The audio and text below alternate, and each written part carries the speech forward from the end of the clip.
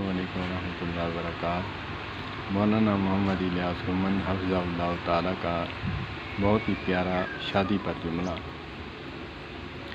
ایک دن فرماتے ہیں کہ گھر میں بیٹھے تھے، چاروں بیویاں میرے ساتھ تھیں، تو ان میں سے ایک بیوی کہنے لگی کہ آپ شادی کے بعد پہلے ایک بیوی تھی، پھر دوسری آئی، پھر تیسری، پھر چوتھی، شادی کے بعد آپ بہت خوش ہوتے ہیں، دوسری تیسری شادی، 4 شادیاں، آپ بہت خوش ہوتے ہیں جب شادی کر لیتے ہیں۔ پہلی بیوی نے پوچھا تو مولانا صاحب فرماتے ہیں میں سیریس ہو گیا ان کو سمجھانے کے لیے۔ میں نے کہا ٹھیک ہے، آپ کو طلاق نہ دے دوں؟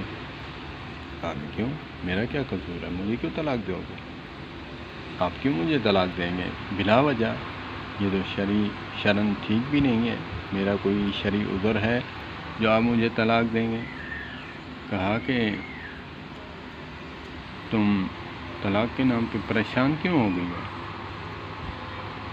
کہا کہ طلاق کے نام پہ خوش تھوڑی ہوں گی، جس کو بھی طلاق کا سنے گا تو وہ تو ناراض بھی ہوگا اور پریشان بھی ہوگا۔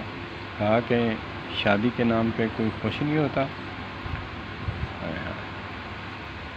پھر شادی کے نام پہ ہر کوئی خوش ہوتا ہے تو میں کیوں خوش نہ ہوں؟